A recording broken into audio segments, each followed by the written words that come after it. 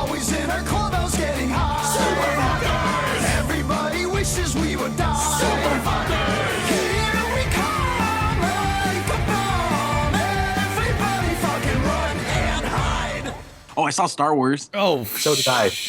It's the pizza. No, it's the RebelTaxi Pizza Party podcast. I'm Pan Pizza. Who are you? You're branding this shit now? Well, look, if people can find the YouTube channel, you know, it'll be easier. Look at me. I can find the fucking YouTube channel. I just can't find it via the fucking link at the bottom of the goddamn video. Some people could be listening to this on iTunes and never knew that I do a YouTube. We all do YouTube channels. Who the fuck's gonna listen to this via iTunes if they don't know who you are? I don't know. There's people searching for random animation podcast.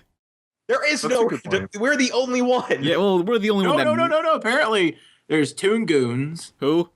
Toon. I don't know. I haven't watched them yet. Exactly. But like Call out right now to Toon. No. To fight you on the side of the street. No, bleep them out. We don't want to give them promotion. Yeah. The show. We don't know them. Just I'm have it gonna be kick bleeped. Toon Goon's ass. Nobody knows who that is. So yeah, we're the Tricky will be playing through this whole thing. We're the #1 animation podcast. So fuck everyone. Because there's Yeah. else. Yeah, there's a bunch. there's at least 3 I could think of. 3 that Listen, suck. hey. Guys, we're not that egotistical. We swear we love you all. Yeah, No, but this is not an act. You're not letting him fool you. I know, but I know we're just joking around, but I'm serious here. Like every other animation podcast is shit compared to us. I'm not being. Oh my god. I'm not being egotistical. I'm just being factual here. That is egotistical. It's not egotistical if it's factual. Oh my god. The views and opinions expressed by Pan Pizza do not necessarily Reflect those of Jim Jisrael. Yeah. Seriously, what do you got? You got just a couple other dicks no one's heard of making their own animation podcast. God, man, fucking Hey, I like the Saturday morning block party. All right, that's all right. Hey, whoops. I like that. Norbert, By the way, yes. both Pan and I have been on, I believe. Yeah. So That Yeah, happened. well, fuck haven't I been on it yet? What the hell? Yeah, what the I don't fuck? know. Ask Norbert. But he had that one Steven Universe writer on recently. It was a good episode. Yeah, ask Norbert when he's not jerking it to Maka from Soul Eater. Oh my god. This is like the Deadpool movie version of the Pizza Party podcast. I imagine since we haven't seen it at press time. Yeah, I almost got to see it. I had to teach a class. Like a friend of mine apparently has some like reward member thing where you get to see movies early. And he's like, "Hey, do you want to see Deadpool?" I'm like, "Doesn't that come out on the 12th?" He goes, "Yeah, but get to see it early." And I'm like, "Oh, I have to teach class." You should take the class and then just come out like when you come out every 20 minutes. Be like, why don't you draw what you feel? Anyway, I'll be right back, and then run. No, what you should have done was like, class, we're all going to see Deadpool. Yeah. Except for most of you who are going to buy me chimichangas so I can eat them after I leave. So Assuming you have so limited tickets, like you say, kids, we're gonna watch Daddy's home movie, and I'll just be over here watching Deadpool. Shh. You just take them to a shitty film while you sneak out to watch Deadpool. Oh, Daddy's Home. Field trip. You know what the craziest thing about Daddy's Home is that movie made a ton of money and nobody noticed it. It made like more than the other guys. It's Will Ferrell's second highest grossing movie in America. Damn. I don't what know is? who you're talking about. Daddy's Home, the Will Ferrell movie. It's like it did the thing that they did with what happens when you have a huge hit movie is there's always a couple other movies that end up making a ton of money because people are going to the theater and Star Wars is sold out, or they see posters and they'll be like, oh, I want to see that also. I'll come back tomorrow. And that happens a lot. It happened with Titanic. It happened with Avatar. And it's happening with Star Wars, where Daddy's Home, the Squeakquel actually is credited with making a ton of money because of Avatar. So Daddy's Home is kind of like 2015 Squeakquel, I guess. Oh, Wow. Gee whiz. Speaking of Star Wars, I finally saw it. Not that we're talking about it anymore, Yeah. but now it can be part of the conversation. We're tired of that shit. Nolan saw it too, by the way. Can I just say Kylo Ren's a pussy and just be done with it? Yeah. Fuck Kylo Ren. I hate him. The movie was okay. How like dare it you. was. I'm sorry, but it's the best. Okay, I've only seen the first of each trilogy, so like the first movie of each one, and that one, I think this one was the best one out of that set. Wow. Out of those first, yeah. Please. What? I think the episode 7 was better than episode 1 and 4. Your taste just keep sinking lower and lower. I mean, I'm not going to argue about episode 1, but I just think a lot of cinematography, how storytelling's evolved. I think that the 7th one kind of just hits closer to home to where I want in a movie. So, like, keep in mind this is a subjective opinion, and it's just from my experiences and such. Moving on. So, yeah. I want your opinion to reflect my experiences. Star Wars Episode 7 was the best Star Wars Episode 4 I've ever seen. Stev. Yeah, so the next video is gonna be either Tony Hawk's Boom Boom Sabotage or Top 10 Worst Nickelodeon Moments. We're recording this ahead of time, so I don't know which one I'll upload first. Yeah, just to let you guys know, the Boom Boom Sabotage, that's all me. All because of me. Oh yeah, I briefly mentioned that you donated it to me. Yeah, years ago. Yeah, years ago. I finally got around to it. Maybe I'll eventually review Out of Jimmy's Head because someone else sent me that. If anyone remembers Out of Jimmy's Head. Yeah, I do. I mean, was it like a Cartoon Network show? Talked about it last night on Gable's stream. Okay, so Out of Jimmy's Head, around 2006, Cartoon Network made their first live-action / animated hybrid Out of Jimmy's Head about a little boy who visits this knockoff Disneyland.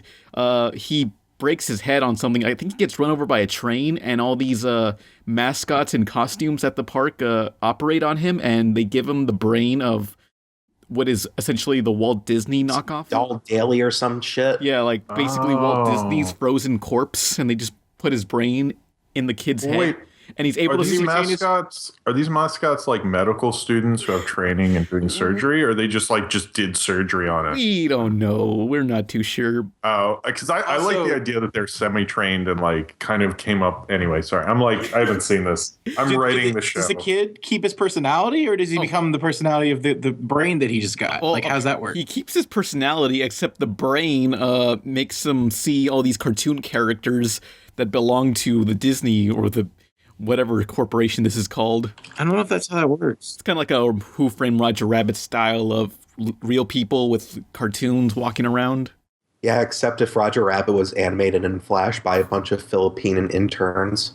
I don't know how true that is, but... Wait, who said Roger Rabbit wasn't animated that way? Well, Flash. Jim. Oh, except for the Flash part. The interns definitely, though. Come Possibly, on. Yeah. Jim, you don't know anything. Who would you know? Who are you? Hey, Come to my house. Most cartoons are usually animated by interns or poorly paid labor. I mean, without poorly paid labor, we wouldn't have the Mexican animators who made Rocky and Bullwinkle.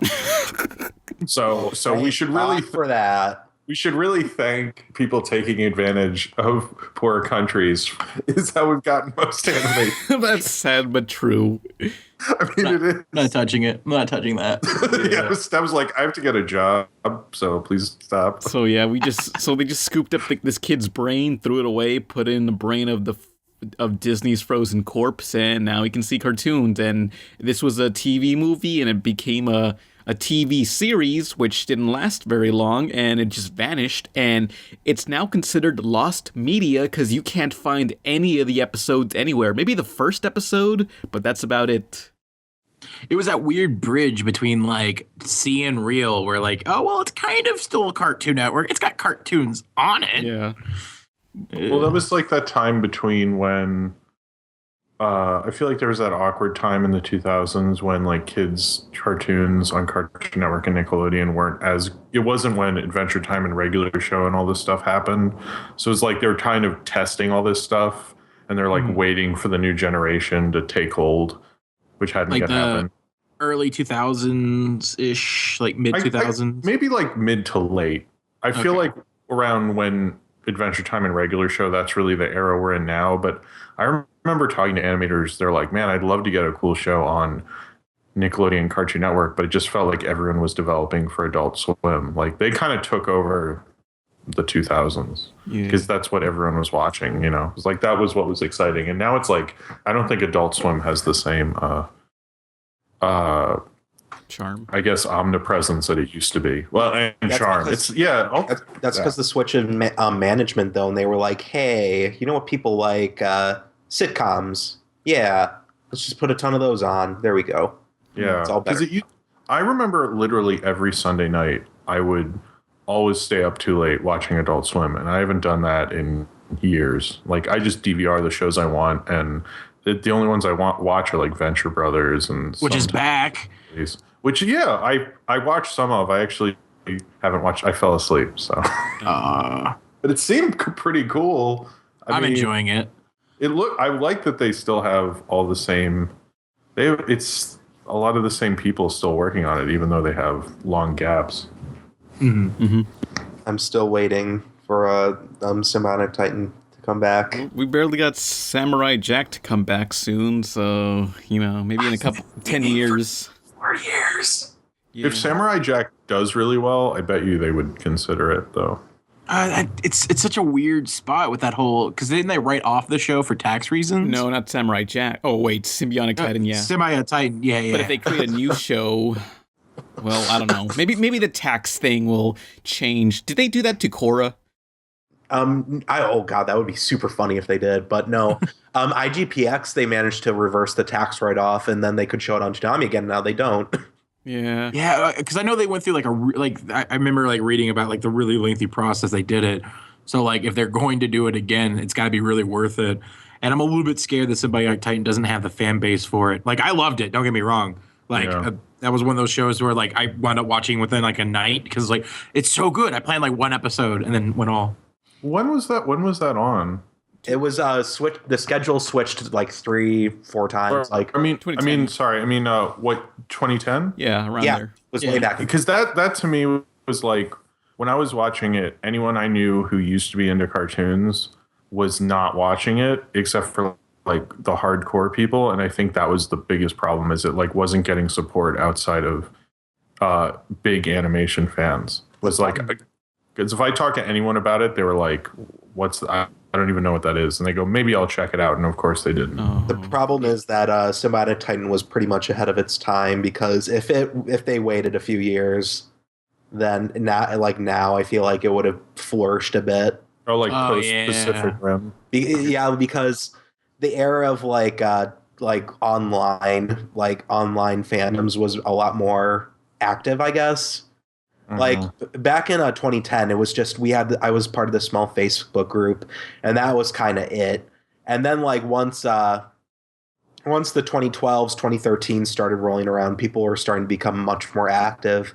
What with Korra coming along and all these other big shows, and and you have the Godzilla movie happened, and I feel nostalgia is what happened. Well, yeah, nostalgia and giant monster stuff has been a lot bigger in the past 2 or 3 years than it has been in a long time. And I think the thing with that Godzilla movie is it wasn't the best or anything, but I heard so many people discovering the Godzilla franchise through that. So I bet you if they had just rerun Symbiotic Titan that summer, I bet it would have done better, because people were watching kaiju movies more because they were excited for Godzilla. And that's the one cool thing about reboots and stuff is not only do you get a new entry, but with Mad Max, I noticed so many people were discovering the old movies. So it's the concepts and the whole idea of them. So I think that's probably could have helped Symbiotic Titan in a way.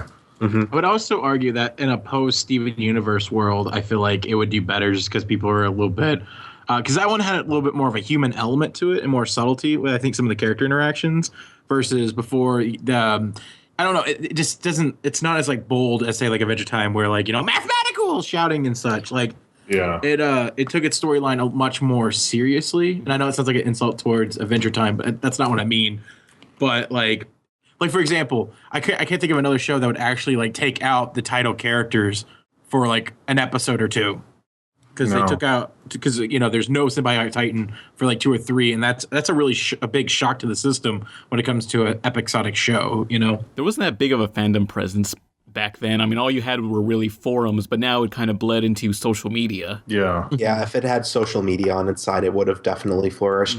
Plus, it was also when Stuart Snyder was in charge, and and Gendy himself said I shouldn't have mentioned Stuart Snyder at all, so cut that. Fuck it. Anyway. Just play tricky during that part. Please. No, but Gendy himself said there was a change in management So the trust that he had built up in the company for all those years, all of a sudden wasn't there anymore.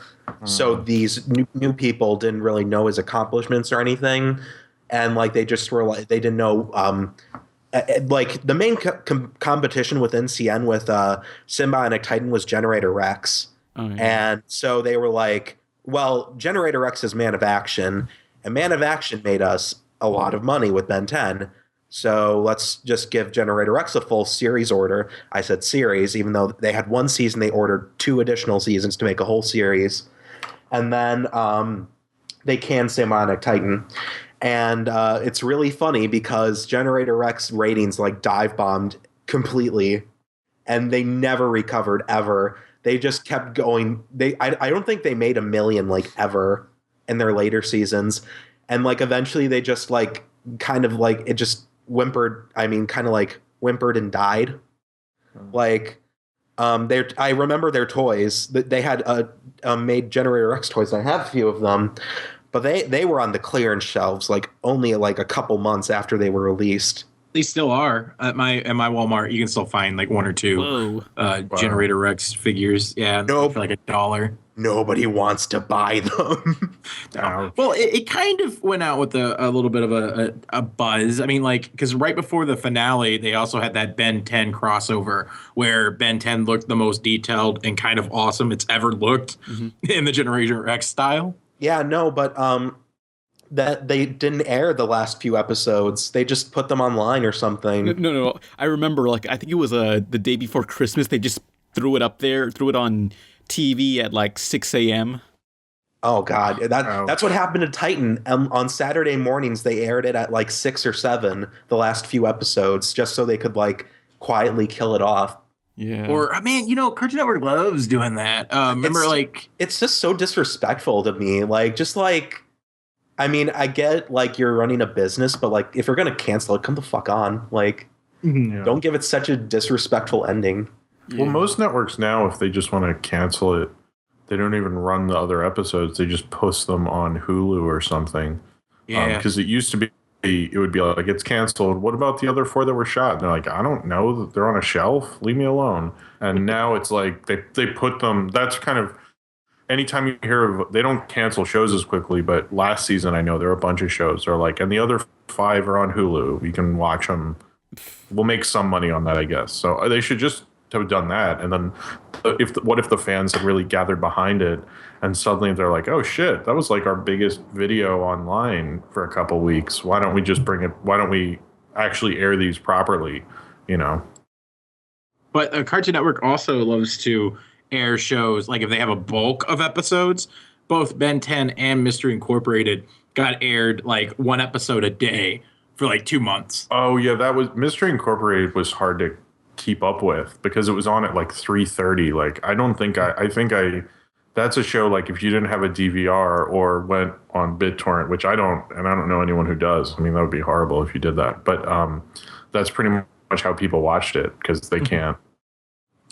There's no other way you could have watched that show. I mean, 3:30 on a weekday, like, come on. Oh, that was worse for Ben 10. Ben 10 Omniverse got 1 o'clock in the afternoon. Ouch. Yeah, I mean, so like not even. And that's going to hurt because most kids are watching Young and the Restless then. So it's going to hurt the rating. Oh, God. Yeah.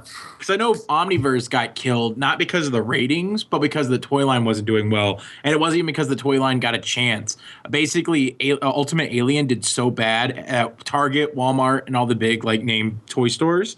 None of them took the toys. So like Omniverse never got a chance to be sold. You could literally only get them at like Toys R Us and then the Cartoon Network website. Some people might say I have an attitude. Don't mess this one up, hotshot. In case you haven't noticed, I have this problem with authority. But being a secret weapon's a real ego boost. This young man is a miracle. Sometimes, though, I just want to be normal. I'm glad you're out there helping, because as far as b-ball skills go, you're hopeless. Nah, I'll take secret weapon over normal anytime. Generator Rex, a brand new series starting Friday, April 23rd at 8:30 on Cartoon Network. Wow. Yeah. And now they're rebooting it and like the whole series, and I'm just kind of worried. Like, again, like I feel like they're just so focused on making it a kid's cash cow. Like, Like I'm genuinely upset that like Ben 10 doesn't get like the like good care and like treatment, because you could make a really good franchise out of it if you really wanted to. It really wasn't that bad. Like, I really enjoyed Omniverse, but I also It just like has the a lot of quirkiness. potential. Like there's so many good ideas that you could like do with it, and there's so much original sci-fi stuff you could do. Well, Well, do you know what how Omniverse ended? It was supposed to be an intergalactic road trip between Kevin, Ben, Gwen, and Rook. That would have been awesome. I was so excited. Well, at least that storyline ended with a really like fun, let's go travel the world. Yep. I mean, or universe, whatever, Omniverse. I mean, do they just strap on rockets to Grandpa Max's RV and they just go fucking flying to space? Though I do have to admit, without the grandpa, the show loses me. Like, the grandpa's like my favorite. Oh yeah, he's the voice actor who was also in Metal Gear. He's not going to be in the reboot. Wait, what? Wait, what? Nope, not even Tara Strong. Complete. God, Tara Strong's getting the fucking shaft these days. Again, yeah. Okay, yeah, because, like, let's see, there was a Teen Titans straight-to-video movie, Teen Titans versus Justice League, and, like, before any footage was ever shown, Tara Strong and her voice acting friends just all rallied saying, hey, they're not hiring us for this new Teen Titans straight-to-video movie, WTF. And it just made a big stink on Twitter. And then the same with the new Powerpuff Girls TV series. They got new voice actors, and she rallied against that. And I guess now Ben 10. So basically, Tara Strong's entire career is just... They took our job! They took our job! They took your job! They took our job! They took your job! They took your job! Your job! They took our jobs! They took her jobs. Well, okay, fucking grandma gets the shaft. Oh. Well, you gotta like stop and think, and it's like, okay, if this is a recurring thing, what exactly is happening? It's not like the industry just decided, fuck Tara Strong. It's got to be either how she's playing politically. Keep in mind that every time she doesn't get a role, she makes a big stink about it, which is kind of bad PR and just kind of, I would be worried about working with her after that. Or she's trying to charge too much. So, and she's not going to openly say, well, they didn't agree to my terms, so they went with someone else, Obviously, some of them, they have like the benefit of like everyone going, we weren't even contacted. That happened a lot. Like, she wasn't even contacted for some of these. But it might have just been they were so used to how much she got paid before they ended the show.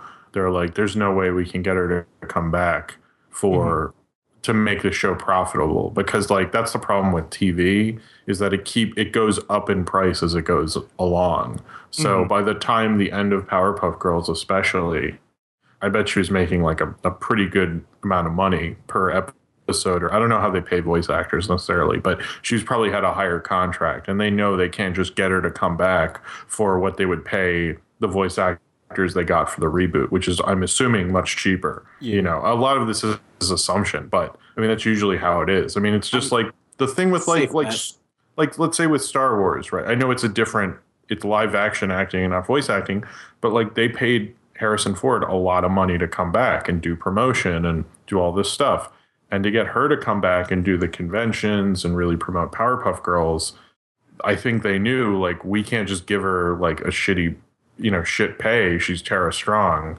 So I think it like her reputation might be going against her, which is crap and shouldn't be, but that's just kind of the reality of it, So it might not even be like her saying anything. They just might call someone and go, how much did she make for Teen Titans Go or something? And they're like, we can't do that. Never mind.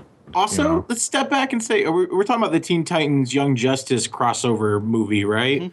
Wouldn't her cartoony voice not be fitting for the characters? I guess not. I mean, they're going for a more dramatic, realistic look to the style.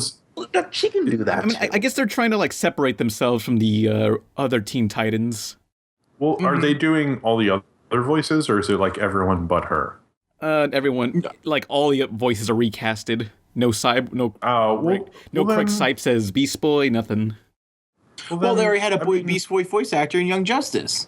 So it wouldn't make much sense to bring him over. Yeah. Then I think it might be the tone, but it also might just be because that's like a lot more voice actors if you're doing Young Justice and Teen Titans. So and while Tara Strong is very talented, she does mostly comedic performances. I mean, even when she's trying to be like serious, like say she's in Mortal Kombat, but all I can hear is Timmy Turner.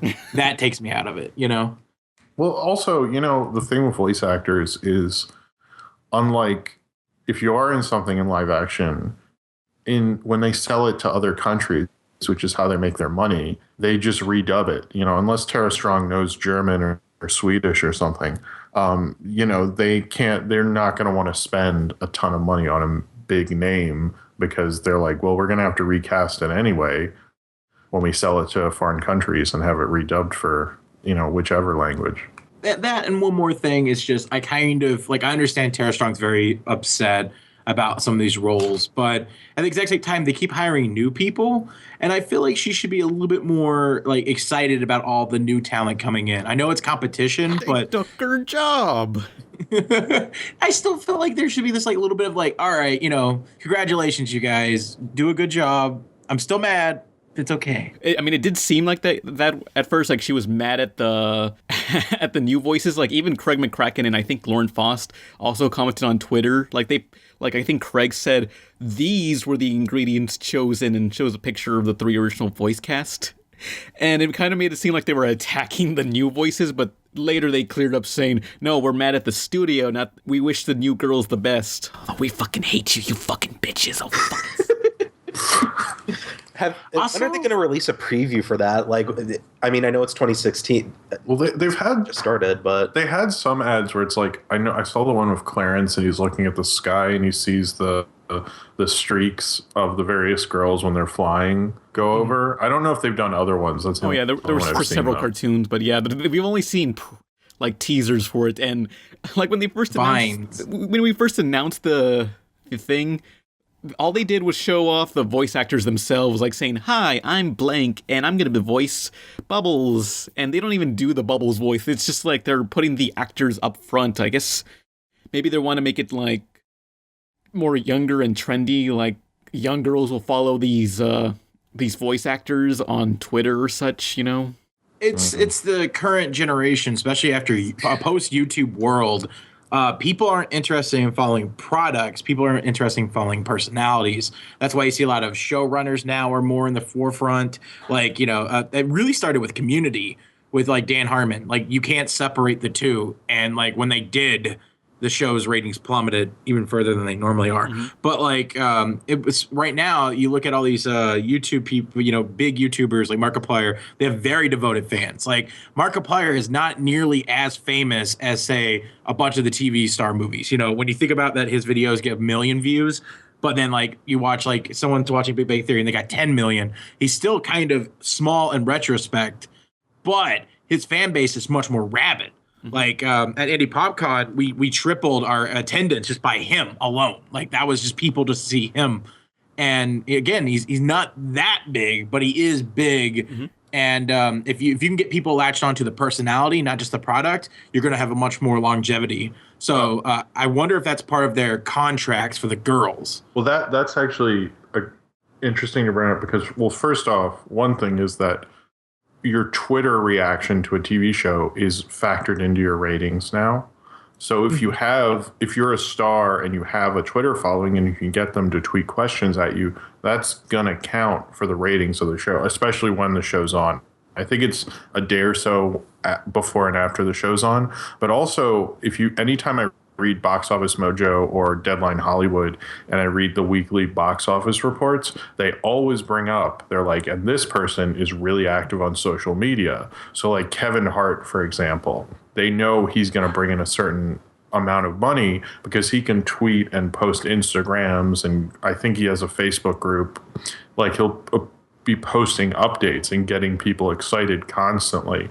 And that's like one of the reasons like Vin Diesel does that. And he's very active with his fans and he's able to get people excited, be like, this is the director and why, and the comments are insane. And it's like every studio and TV channel is looking at that because they can show the investors and be like, look, all these people liked and are passionate about that. And they're like, if half of these people see Fast and Furious 8 or go to see a Dan Harmon show or whatever, then they can go, oh, okay, then I'll invest in it. So it's like, it kind of helps you out in a lot of ways. Mm-hmm. But Brave New World, you know, because it used to be if you had a show like Mystery Science Theater, if it was on the way it was on in the 90s, it would be a much different environment. They'd probably support it because they'd go, look at all these tweets. They made this dumb joke about Lindsay Lohan. I mean, not now. I'm saying if it was anyway. It was weird. I'll let it go. Yeah. But that also gets people in trouble because if you look at the Ninja Turtles, the whole Jason Biggs being Leonardo, they linked his like personal Twitter account to the official Ninja Turtles Twitter, and so all these kids are like stumbling upon him being an adult, you know, and he's like, "What do you expect? I fucked a pie." In the which are we gonna see that in Ninja Turtles? No. Wait, Yo, Mikey, check this out. he's the voice of Leonardo? He was for the first 2 seasons, and then they used his video game like stand-in because they're not going to pay Jason Biggs to be a video game character. So he replaced him for the rest of that round because I think when they announced it, they were so far in production that they couldn't just replace him. Wait, And Jason Biggs is big enough of a celebrity to have a sound-alike person? Yeah. That's the weirdest part of that whole story. Well, okay, and then the best thing is that like Leonardo got like destroyed in one of the episodes, so he was like down for a couple episodes, and when he comes back, he's now voiced by Seth Green. Like the in-universe explanation of his voice change was he hurt his voice box in the battle. Wow. Oh, Seth Green, of all people, that's too distinctive a voice. that would be like a curse if you got hit in the throat and you suddenly sounded like Seth Green. Hey, guys. You're like, oh my God, I can't stop. I can only make Robot Chicken-esque jokes all the time. Surprisingly, both voices worked really well for Leonardo. Yeah, but I don't know. Seth Green's voice is too recognizable for me. Yeah, definitely. Like, I watch Family Guy and think, oh, wait, that voice is Seth Green. Oh, that reminds me, like, okay, speaking of voice changes, the show Mucha Lucha about the wrestlers, like, I think the 3rd season, the voice actor for the main character, Ricochet changed. It opens to just Ricochet wrestling with someone, and his friends are just saying, wow, Ricochet sure has grown a lot over the summer. Yeah, his voice even changed. Reboot did a similar joke. You guys remember that show? Yeah. The CGI first one? They apparently switched out Bob's voice actor because he got thrown into the internet, and then like when they found him again, he was now voiced by Cheetor from Beast Wars. Well, they did a plot where another Bob showed up that was like, keep in mind that the original Bob got kind of mutated.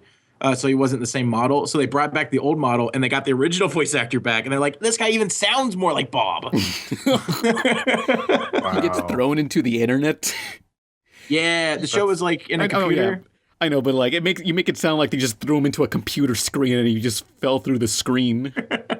Not with voice actors, but if you watch the show Roseanne, because they switched one of the daughters, Becky, to a different. It was one actress, and then it became the girl on Scrubs. And then when the old girl came back, the first episode, every time she'd walk into the room, the joke would be like, where the hell have you been? And she'd be like, I just went to the store. And the studio audience would like go crazy because she hadn't been there in 2 years. It was like the dumbest joke. And they kept doing it. Everyone would be like, where the hell have you been? And she'd be like, I was just in the other room. Ha ha ha. You guys get it. They didn't do that, what I just did. They didn't do you guys get it. But it was like yeah.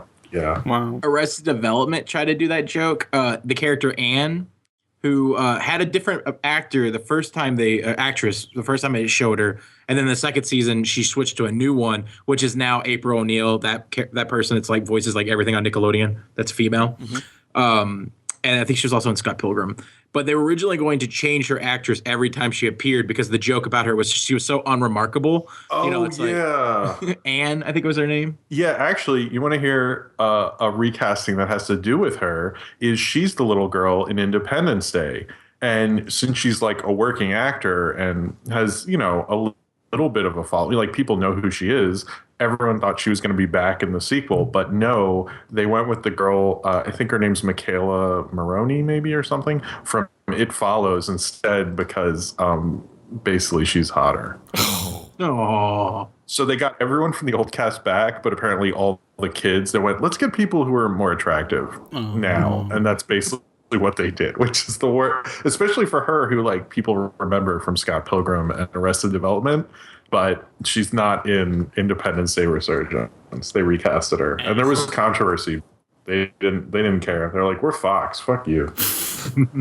Well, they didn't even get Will Smith. What's the point? They didn't get Will Smith or that other guy. You know, the one I want. Well, he died. He died in the first one. I know, but they can bring him back. He'll say, maybe I'm back, but he's like half alien. That's the surprise. That would be. I would lose my mind if Randy Quaid came back. But you know about what happened to Will Smith's character in the Independence Day universe? What? So they killed him off, but how they revealed they killed him off was on the website for the sequel. Yeah. And he apparently died in a test when they were doing a flight test for a new plane they designed with alien technology, and he died in like 1997 or something. So apparently that's how they killed Will Smith's character off, a byline in their website. Which I was like, guys, you couldn't put that in the movie? Like, that's so fucking great. Just like, well, he wouldn't leave Suicide Squad to do it, and I was like, dude, I think they'll work around your schedule. Like, just like work it out. And apparently, Will Smith's very interesting because he'll say no to something, and you'll read about him saying no for one reason, and then he'll do interviews and he'll change his mind about why he said no to something. Like, go through interviews on why he said no to Django. It's never the same reason. It's like it was too violent. Christoph Waltz was the main character. I'm a stupid asshole. Like, there's all these different answers. It's like he's a weird guy. Yeah. So you want to get into the news? Oh shit! Yeah, we do that. News. We've been doing this a lot. We're about 30 minutes in. Good job, everybody. Get out, see it through. Nice try. Bring out the tiger in you. Let's break, Tony. You got it. Winners, practice hard and eat smart. Like this complete breakfast, including the sweet crunch of Kellogg's Frosted Flakes. They're great. Hey, play for the court. You're on. To show 'em you're a tiger. Show what you can do. Take it. Taste the Kellogg's Frosted Flakes. Brings out the tiger in you. And you. Speaking of celebrity Twitters, Tony the Tiger has been getting harassed by furries. That's great. He went on a recent tirade about blocking every single furry profile pic and such, just so they would leave him alone. They're all trying to just like yiff at him. Like, Tony had made one Twitter post saying, I'm all for showing your stripes, feathers, etc., but let's keep things great and family friendly if you could. Cubs could be watching, smiley face. Help him. Wait, is this the actual Tony the Tiger, like the cartoon character? Yep, the official Twitter of Tony the Tiger himself. Wow. Oh. That's cool. Maybe I'll follow him. I'm going to go follow Save him. Please. Meanwhile, the Sonic Twitter just continues to shitpost. Yeah. Sonic Twitter doesn't give a shit. Well, I mean, why would they give a shit? Sega only has like $5 and a penny. Yeah, they're fucked. Well, didn't the Sonic the Hedgehog one, like, someone responded with, like, rest in peace, Sonic the Hedgehog, and there was, like, this, like, article about, like, the top 10 worst deaths or something in video games, and then Sonic's Twitter responded with rest in peace, YouTube Gaming, and then it's Twitch was the image they had. That was great. Tony the Tiger is fucked. But other news, hey, the voice actor for Squidward, Roger Bumpus, yeah, he got into a DUI and was arrested. Wait, when does this podcast become TMZ? It's animation news. It counts. We're just like, he might be having trouble in his life. He's probably going through a rough period. He's been voicing the same shitty character for over 10 years. He probably wants to die.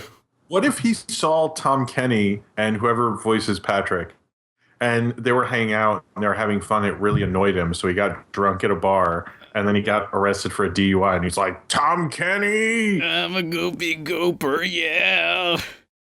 Anyway, what was the other hope... squid? Huh? What? Squillington? What was the other squid? Squilliam? Squilliam? Yeah, that's what happened. Squilliam stole his girl, and then so he got drunk. Well, I hope he gets over this, and... I feel for him, because, that's probably not fun. Well, so. He's out now. They bailed him out. I'm sure Viacom. Nickelodeon personally bailed him out, and they They grabbed him by the shirt and they said, "You're not going anywhere, motherfucker." That's it. 5 more seasons of this. No excuses. No. Hey, everybody goes through a rough patch. I hope he gets better. I mean, he's an adult. He can drink if he wants to. I mean, well, not so much get drunk and drive around, but, I'm sure he just, I don't know. Well, was he like really over the legal limit? Like, if it's like a couple points, I mean, maybe you just had a couple of glasses of wine. And I was going to say why do we always just jump to assume that whenever a celebrity gets pulled over for DUI, it's like they're having like a alcoholistic, like terrible time. It could have been he just went to a party and thought he was a little bit more sober than he was. Yeah. And someone didn't grab his keys, and so he went home. Then you could bring up the whole idea of tolerance, and if he drinks regularly, he could have been completely sober based on blood alcohol levels of that person. So next news. Anyway, sorry. Hey, remember that pilot, LAKEWOOD Plaza Turbo? Yes. What? Who? Yeah. In the year 21X, Lord Boxman opened a store to arm his robot horde. But the heroes of LAKEWOOD Plaza I'm ready to fight. Yeah, so that pilot that I talked about several times, which is basically like this little kid, and he's like Goku, and he just hangs around a plaza, starting fights and beating people up. Yeah. It's a good pilot. It's an animated pilot, but now it's an iPhone app for free. You can download it right now. It's called OKKO, LAKEWOOD Plaza Turbo. And it's pretty much a very simple beat 'em up band. That's what it is. I thought it was okay from what I played. I mean, I played I think it says I played 14%. Mm-hmm. I really liked it. I had a lot of fun with it. All the music and everything, Yeah, it's very kind of like River City Ransom, where you explore an area instead of just going into a straight line, Yeah, I like that pilot a lot. I actually was kind of bummed that it didn't get picked up. I'm pretty sure it got greenlit because it's got like 3 new shorts that came out this week. Yeah. Well, it got shorts in the game, but I like that one more than the Steven Universe short at the time. I was surprised that it did. To me, that was the strongest of that group, Yeah. Yeah. Well, the big thing about the 3 pilots is that one of them's animated by Studio Yada, mostly known for their Ego Raptor music video. Starbomb. Which I remember a while back you mentioned Studio Yada was working on a Cartoon Network thing, but you couldn't say what it was, and this is what it was. Bada bing, bada boom. Yeah. Yeah, I mean, go ahead. They made they made so far 3 animated shorts in different art styles for LAKEWOOD Plaza Turbo, but I don't know, I'm thinking maybe it's going to be like this, they're trying to turn it into this multimedia thing where it's like you can download the app and watch the cartoon and buy the toys at the same time. I mean, I guess that's what they're trying to do. Maybe. I know that the 3 pilots that got released are each focusing on one character. It seems to be one of the 3 main ones. And I think the art style choice was partially just to experiment more and then also give each character their own. Because if you notice, each one's based off a different character, and then the art styles almost reflect that. But I like the one that's done by Studio Yada, the thick outline, colorful one. What happened in that one? Rad basically is trying to power up, and then someone compliments him, and so he starts blushes, and his blush is like an energy blast. Oh, okay, yeah. It's really well animated. It's really animated. Yeah. Some of the cleanup work on the line, especially in the first 10 seconds, is a little rough, but for the most part, it's just shockingly animated for something that Cartoon Network produced. Mm-hmm. And you got to give props to Yada, even though it definitely, you could tell it's animated in Flash here and there. Yeah. I mean, it still looks really, really good. I mean, Flash isn't an insult, No, it's just some of the, if it's when the character, the Rad, first talks in the pilot, or in that short, you could see where there's some really messy lines that look like the Flash brush was drawn and wasn't cleaned up well enough. And then also one other issue is that Cartoon Network accidentally, and Yoda's really pissed about this, they uploaded a interlaced version of the cartoon, not a progressive scan. Please explain the difference for those commoners at home. Interlace is where it has this ghosting effect. If you pause at any moment in the short, you'll see frames from the before that frame and the frame after kind of ghosting on top of each other. Okay, so it doesn't TV transmission where you just see a bunch of horizontal lines sort of being disoriented. You know, like the TV transmission. It's almost like looking at stuff with onion skin, where you could see like past frames and future frames going, because it's all blended in together. Progressive, it would be a perfectly still frame, finished shot, versus this one, it's all blurry and nasty. I know that that was not Yada's fault, and from what I've heard from friends that work there, they're not necessarily pissed. They're just not really happy with that. But again, they got something on Cartoon Network, even if it's only on their YouTube. That's still awesome. Yeah. So yeah, basically, progressive is like a full image. What's the other one? Isometric. What's it called?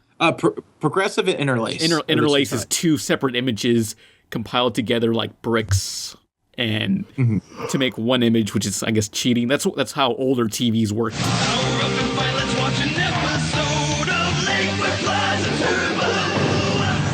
So I think that the most shocking thing about the picture is when someone hides their identity online, you think they're potentially the most hideous person ever. And I was like, oh, you're not, I was like, why are you hiding yourself? I don't know. That's what I thought. It's more fun. No, yeah, but it was just like shocking. I was just surprised.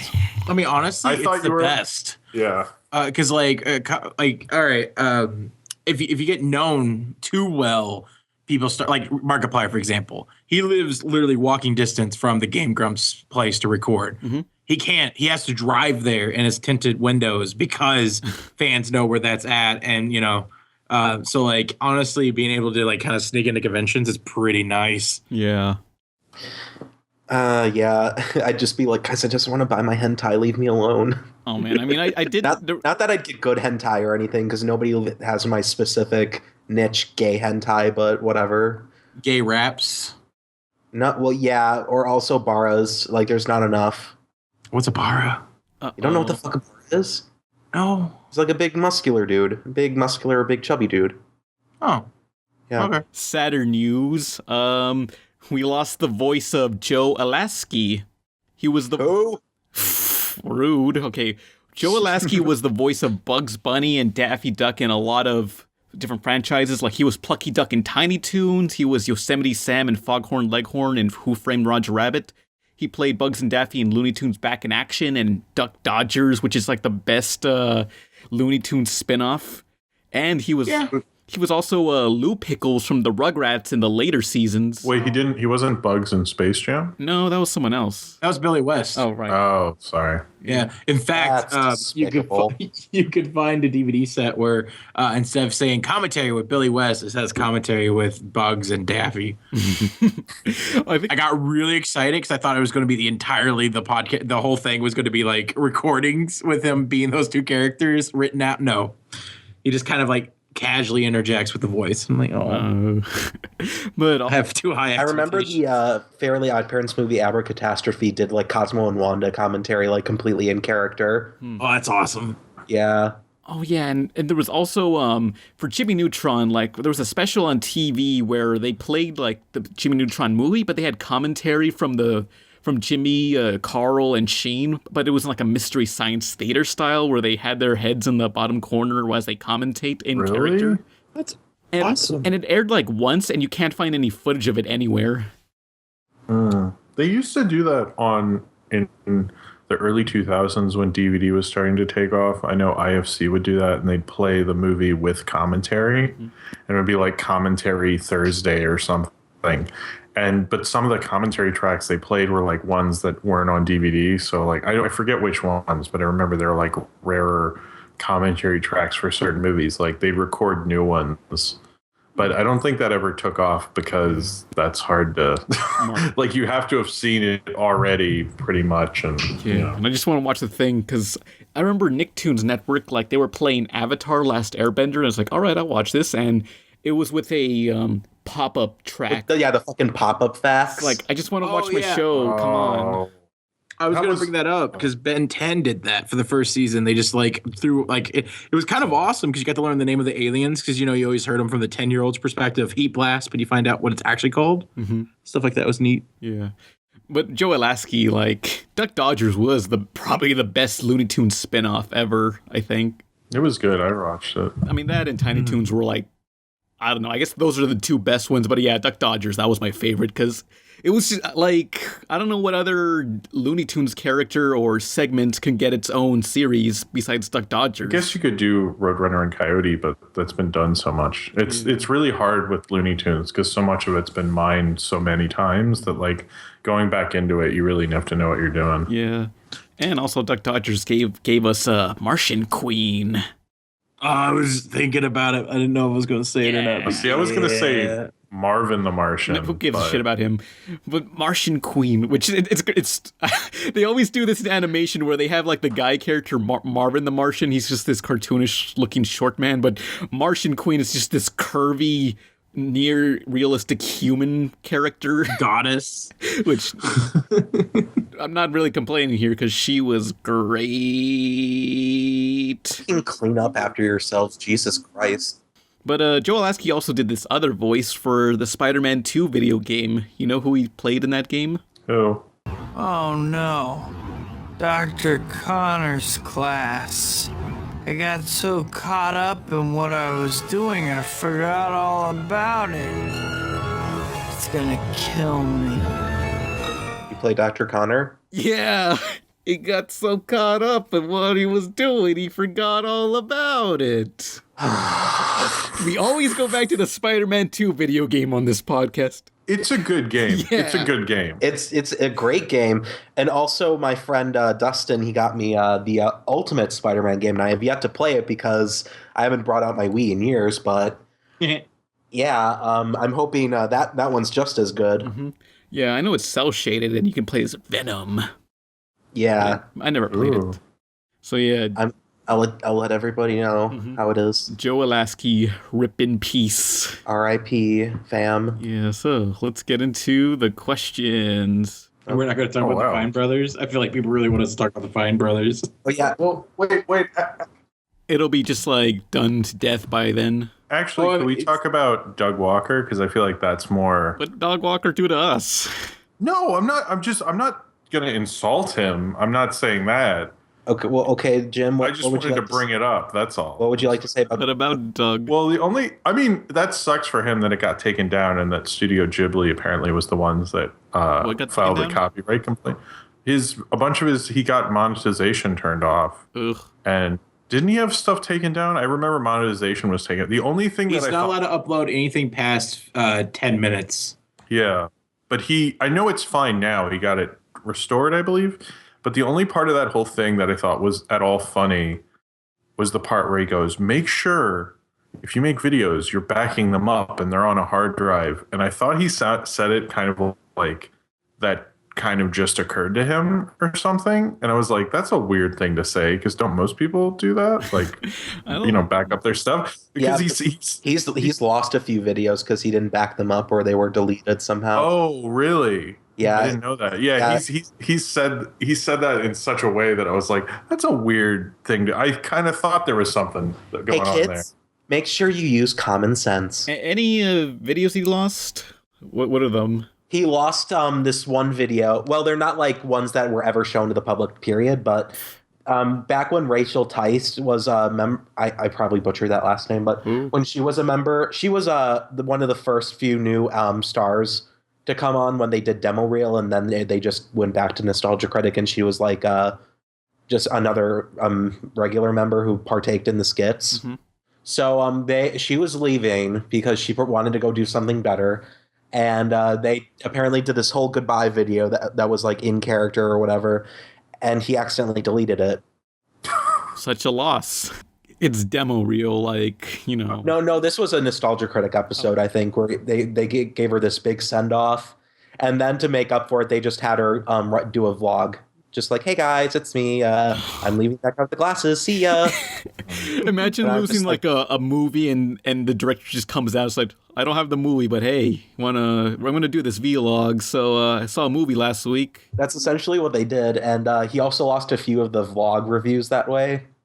I think so. Good job. We're sorry you keep coming up here, Doug, but hey, maybe you'll be on sometime. Yeah. I have nothing against him or anything. I just was like kind of surprised he went to YouTube to do that. But I think it was probably the week to do it because everyone was talking about YouTube politics and whatnot this past week or 2 weeks or whatever. YouTube's becoming a kind of a scary place because it's becoming more and more pseudo television, and policies are changing. There's a lot of robots behind the scenes that can just kind of, people can abuse the system. They always could ever since, it became augmented. And then you have like the Fine Brothers situation where, they're trying to trademark things. They're trying to change licenses. And then you have a lot of bigger YouTubers getting screwed over, losing their channels. I mean, wasn't it I Hate Everything lost his channel recently too? He's back now, but yeah, it was a big thing. Yeah. So it's just like, I don't know. It's terrifying. Well, the copyright thing, I think it's a way more lenient than it was in like 2009 or so, because back then it is. You couldn't even monetize, like only certain people could be YouTube partners and such, but now they'll just let anybody in.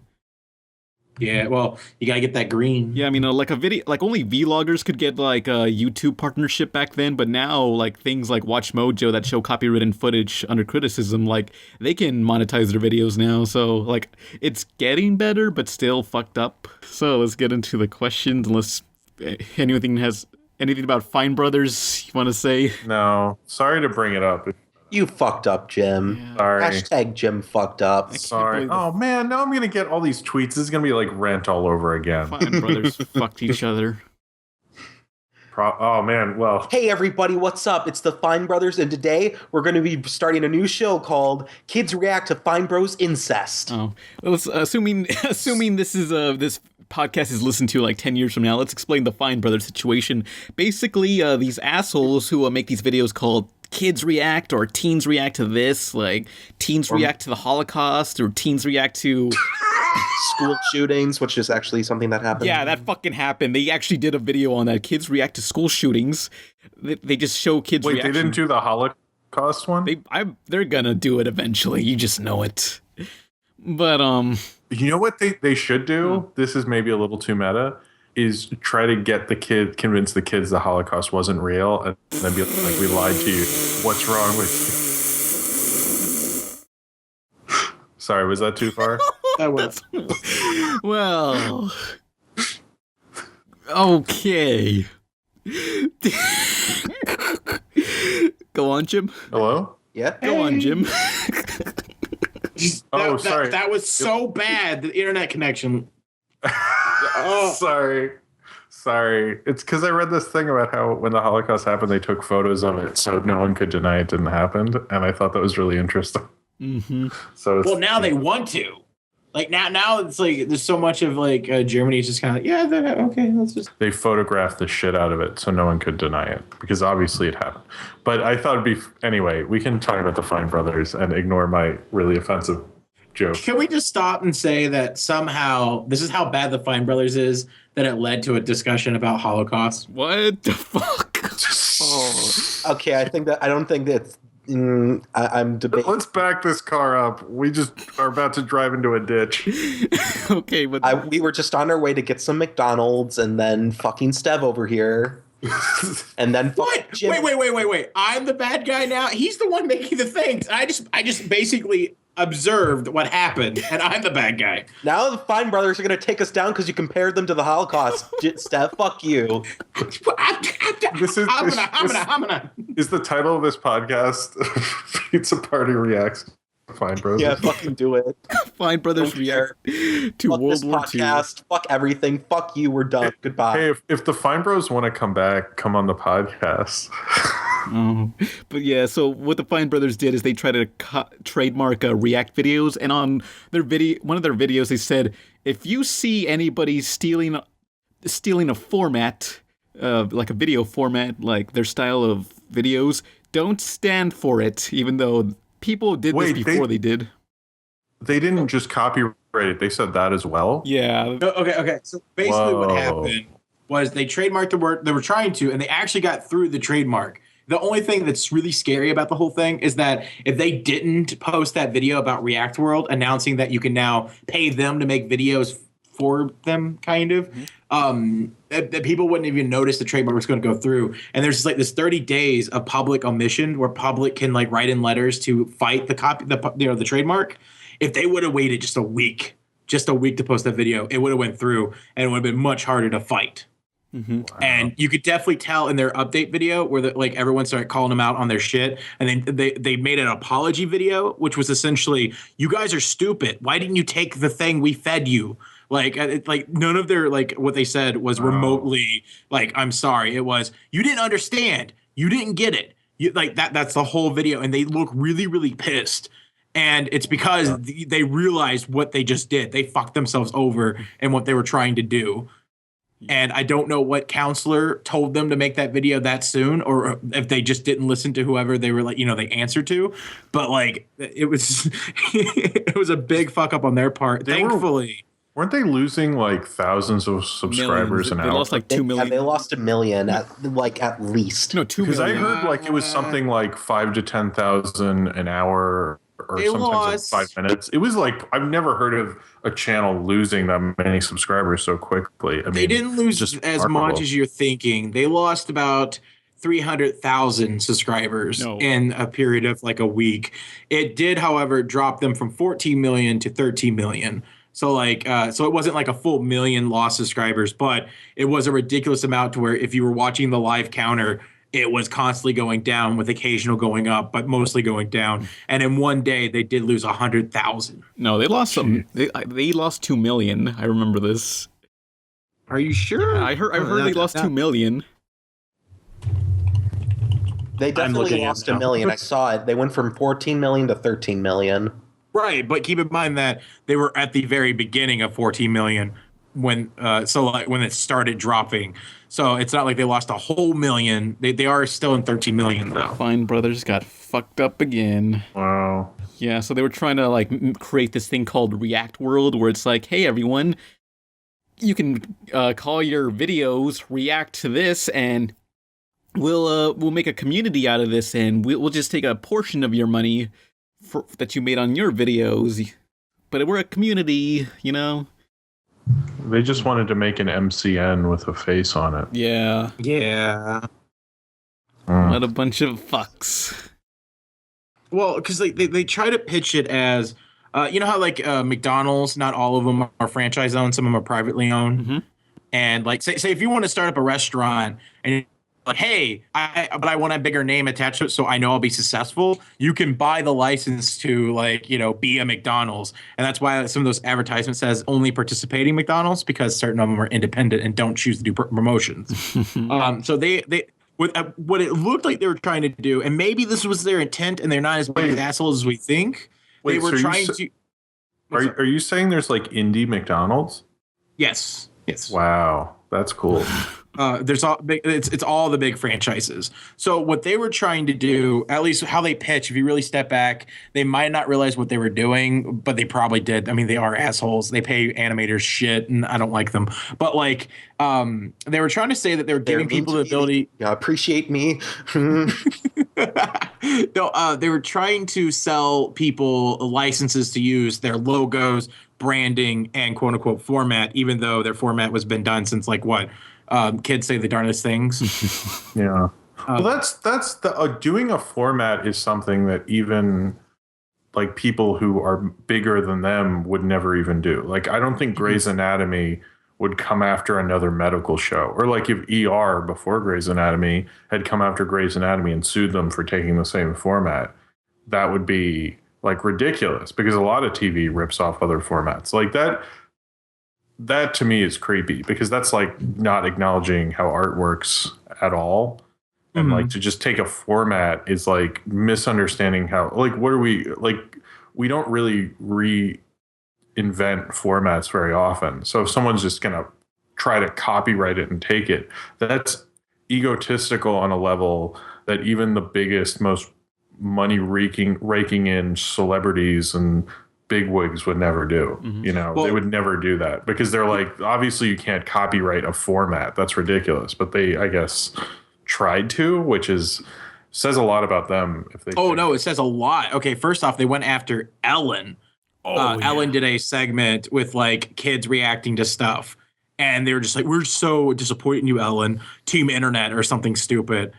It was just like they got upset because someone had a reaction on TV. Like they took it as a personal attack. But on top of that, if you really step back and think about it, they're trying to trademark a type of format that involves taking other people's content. Mm-hmm. Like none of their stuff is original content, you know, like they're not paying licenses to use other people's videos or even giving them partial of the ad revenue, which is something they want from people doing react videos now. Yeah. Oh, but also like they actually did make their own original content. Like someone found like an old skit they did, like this crappy sitcom-ish thing that they try to do with like shitty, I don't know, their shitty iPhone camera. And it was the most cringe-inducing, badly written skit you could ever see online. And it's like, this is why they don't do original things. They were terrible. No, I'm surprised you guys don't mention Hey, It's Millie. Who? Okay, so back when Shane Dawson was still a thing, he teamed up with the Fine Brothers to make a show called Hey, It's Millie. And it was about a little puppet girl named Millie. And the whole joke was that she gets, like, sexually abused all the time. What the fuck? Yeah, and she gets abused, and she's just positive about it. What the fuck? No, like she takes her life in stride, not like she actually condones it or whatever. I don't know. It's been a long time since I've seen it, but yeah, it was just basically abuse as a punchline, and that was it. What the fuck? The voice was funny, but that's about it. What? Going back to happiness and not that creepiness, that they are still dropping though. Like, as we speak, they're getting closer to 13.5 million. Yay. What a shit show. They fucked hard on the front yard. I mean, that's like one of the biggest declines. I mean, the other thing is they've just taken such a hit in PR that it's going to take a while to be able to have a big kids react video be posted everywhere on Facebook and stuff. You know, they're going to have it's going to have to be a really good reaction video, like the one I suggested. Well, I mean, like that would really well, like And by the way, I came up with that idea, so I would like some AdSense revenue. Yeah. Well, but I mean, you got to think like the normies and grandmas that watch this YouTube show. They probably don't know about this at all. I mean, they did take it down, both videos, so, like, they're trying to cover up as much as possible, and they have retracted their trademark, so, like, they're on that road. Wow. Covering it up like Germany. Exactly. But, like, I'm really curious about YouTubers React, because how many YouTubers are going to want to touch that channel at this point? Because that's a PR nightmare on its own. I'd go on, it's like, hey, Fine Brothers, if I get money and... Won't even show your face. I know. I show my icon, my avatar. Oh. Dude, you should make one of those or get someone to make, that giant, like, head that's in, like, all of Alfameo's videos, the mouse head or the dead mouse head. I need one of those. You should get one with your character, the pan pizza head. That's what I need. That'd be awesome. You could do Pizza Party Live, and you could wear the head, but then when people are sick of the head, you can take it off, like when Kiss takes off the makeup. Oh. But maybe that's not such a good idea. Never mind. No, it's another mask underneath. Oh, I like that. That'll be the new mask. This is great. Speaking of has-been celebrities, I think they went the way of MC Hammer. They just fucked themselves over. Well, they didn't do the Funky Headhunter yet. No. Which was his gangster rap album, if you didn't know. that one song where where MC Hammer was in his Speedo and... Wasn't it Pumps in the Bumps? Yeah, Pumps in the Bumps. Yeah, that was off of the Funky Headhunter, which Suge Knight was involved in. They keep that out of the NWA movie.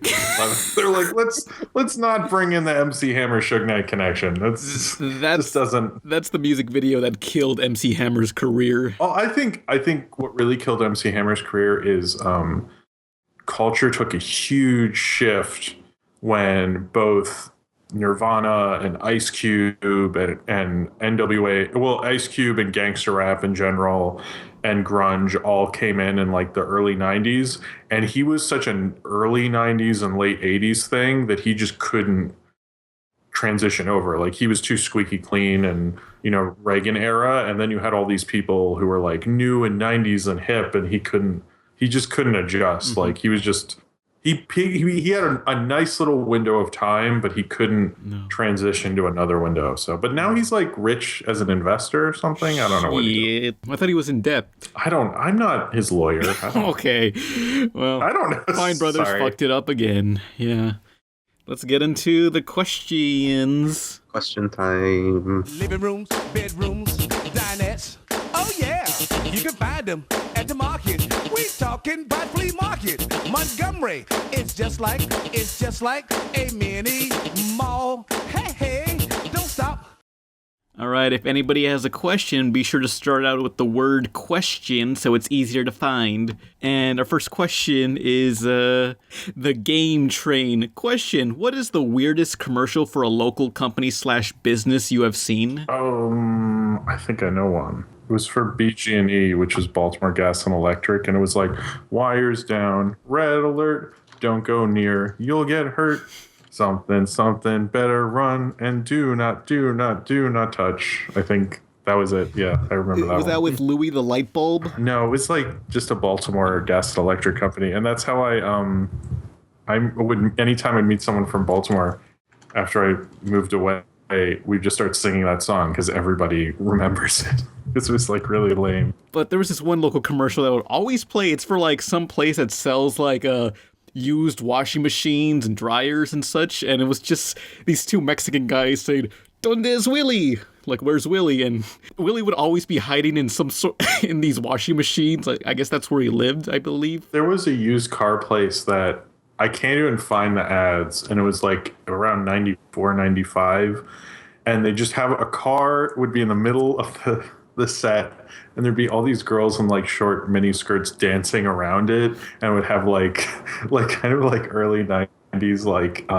party music playing, and it'd be like, buy a used car, no money down, and like all this stuff. And like anytime that ad would come on, like whoever's house you're at, their mom would be like, I hate this ad, it's so terrible. But like I thought it was like so cool. It's like all these girls dancing. Oh, like that car must be pretty cool, making all these ladies dance. Local commercials are the worst. They're like the lowest production values, and they just... Did you hear about the one Super Bowl Will Ferrell paid to make, or he made ads for a beer company, but they only aired in Milwaukee during the Super Bowl or something? What? Or like they only aired in one state, but it was during the Super Bowl, and he made a series of local beer commercials.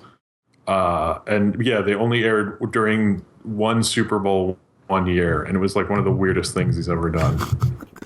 Was it worth it? But I mean, it made me talk about it. You know, it made me think like, wow, it kind of, I don't know. Oh, it was old Milwaukee. There we go. Oh, I found it. Speaking of talking about commercials in general, you all seen that one commercial about those anti-smoking commercials where they play dubstep and a bunch of memes saying we could be the generation that kills smoking, but they play dubstep, and they're just incorporating all these awful memes. You guys know that?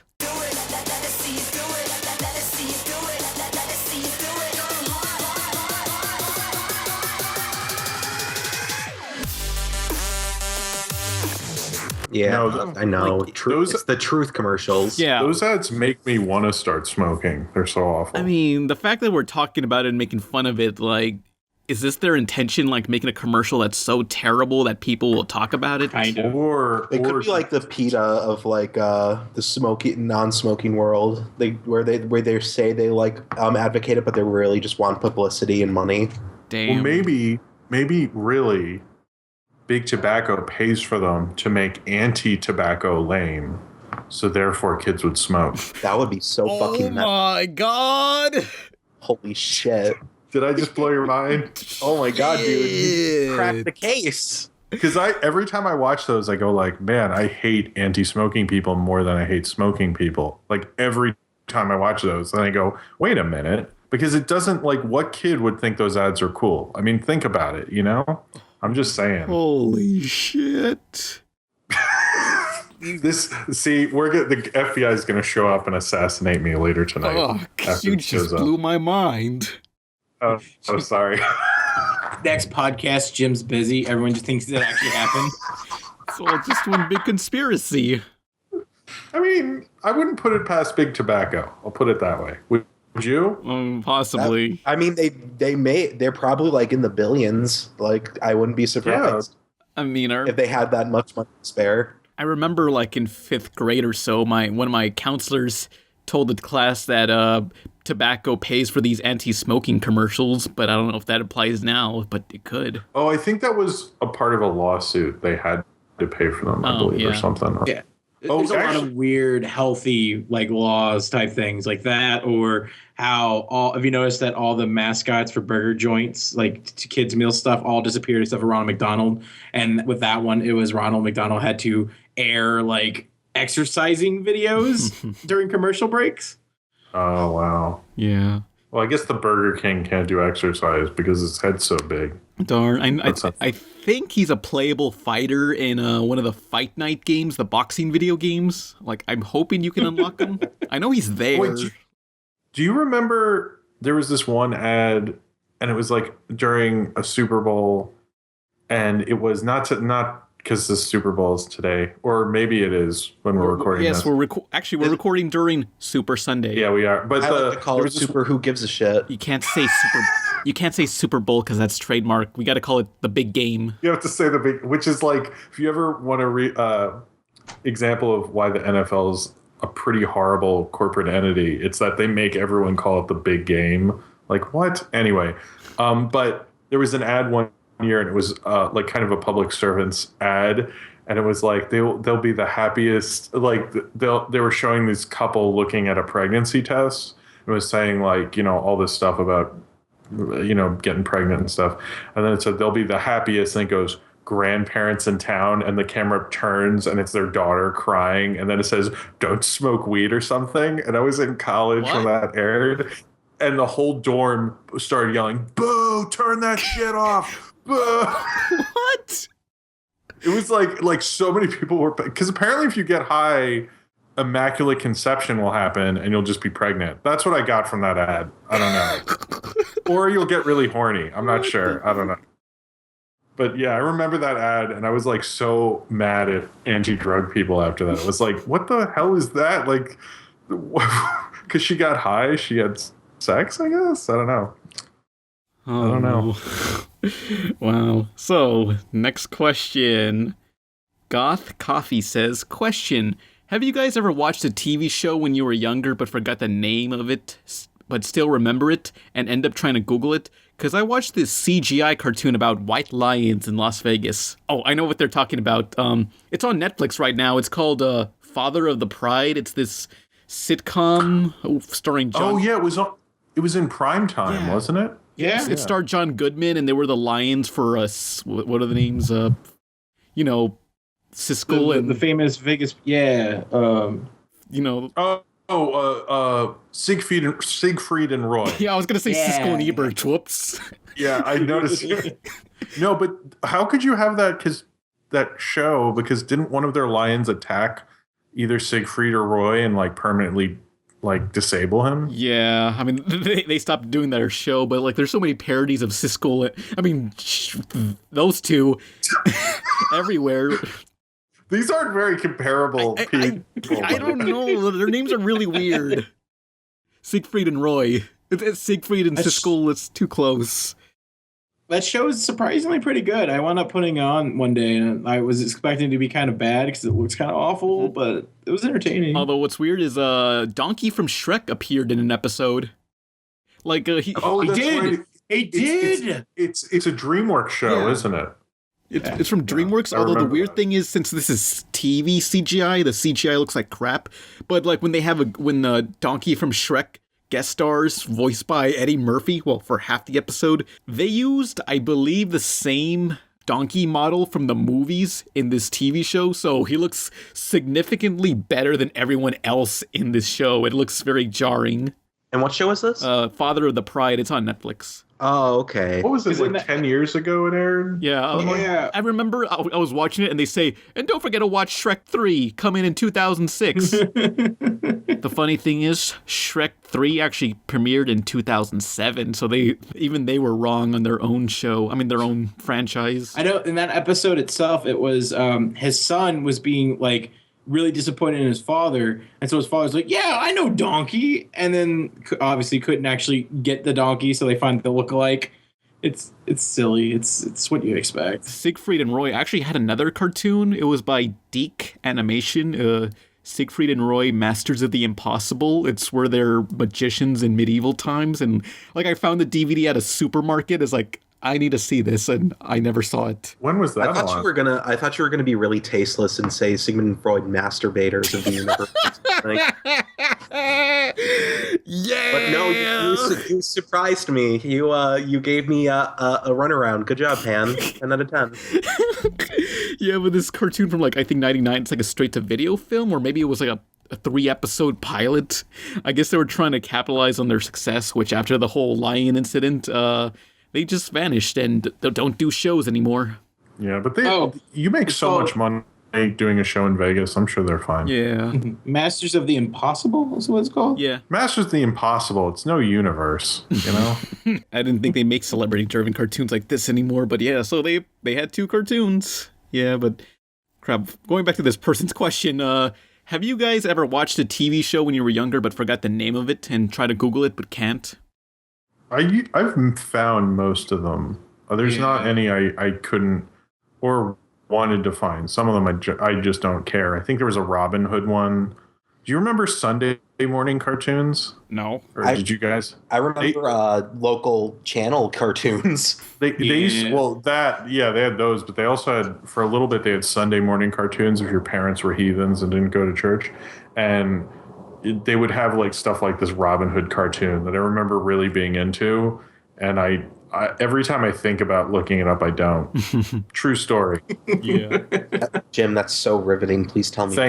Well, there was one time where I think I might have had eggs and or cereal while watching it. Holy fuck.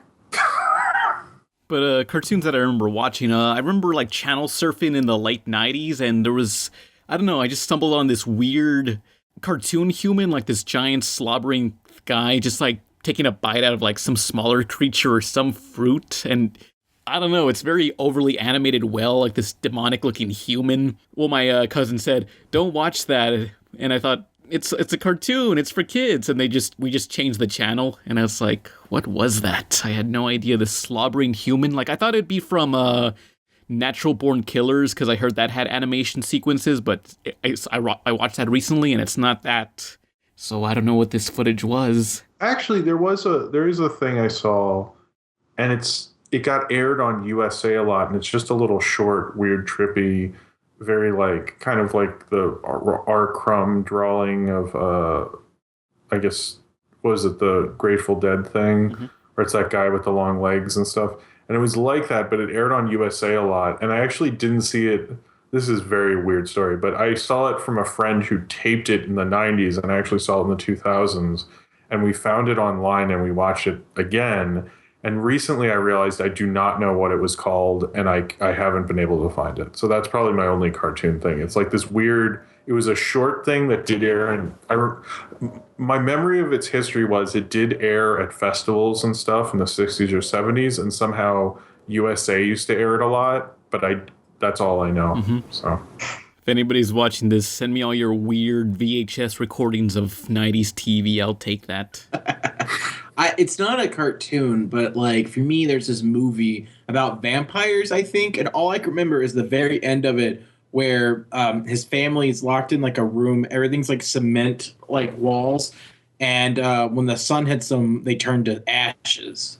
Like, they turn to like dust, and I can't remember anything besides that. And everyone I've mentioned, it's like I got nothing for you. Nope. I wonder, but that's all you remember, that the family was all vampires?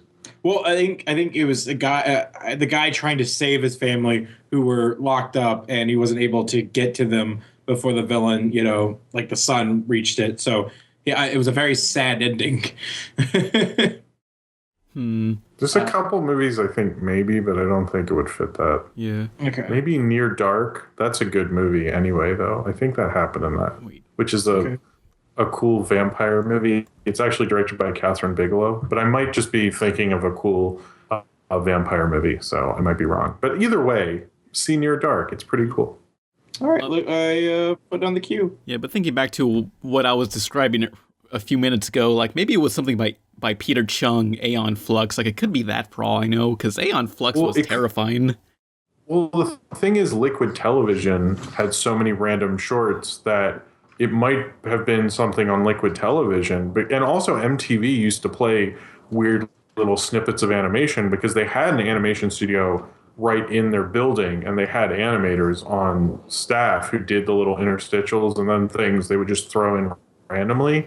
So it might have been one of those even. I'm from what you're describing, it sounds like Liquid Television. Yeah. So I think I would go, isn't Liquid Television all available online somewhere? I think it might be. Mostly, I think, but all of I would check MTV's that. animation is just like, it's not what it, they're pretty much dead. I mean, they are bringing back Celebrity Deathmatch, but that's about it, I think. But well, even when Celebrity Deathmatch happened, it was kind of dead. It was only really a thing when Liquid Television started until like Aeon Flux ended. Mm-hmm. You know, Celebrity Deathmatch was kind of the last gasp of it. And Daria is a fine show, but the animation isn't that good. Well, or Clone High, I guess, happened after, but that's... Yeah. Anyway. That was Canadian, 2000s, wasn't it? Early 2000s was the era when they stopped, when it seemed like they were just going down. Yeah, they didn't really... I never felt like they supported animation after Beavis and Butthead, because they would support Daria by playing it incessantly, but like everything else they had that animated, it was kind of like if you knew it was on, but if you didn't, you probably wouldn't. But there's probably people who watched tons of MTV at the time who didn't even know about Clone High. Mm-hmm. So... But I think Adult Swim is what MTV was to animation right now. Mm-hmm. They're the more experimental, like weird stuff. Just yeah. I mean, you'll find some random animation sometimes on Adult Swim. That's what MTV used to be in the 90s, and I only kind of got... It was more the early 90s, is they would just suddenly start playing like a really old music video in the middle of a bunch of new ones, or a short film that they had the rights to, or it was a lot more random. But then what happened, since I've talked to people who work there and intern there, and they said when MTV was at its peak of popularity in the end of the 90s, and when that happened, a lot of stuff started to change, and Viacom took a bigger interest in it, and it became more formatted. And so randomly putting a weird video that they just found in the archives was over. And so like it was a really fun channel when I was a like early teen, but then by the time I was like out of high school, it was kind of over. It was kind of sad. I mean, early cable is such a cool thing because they just would be like, what can we buy the rights to that's cheap?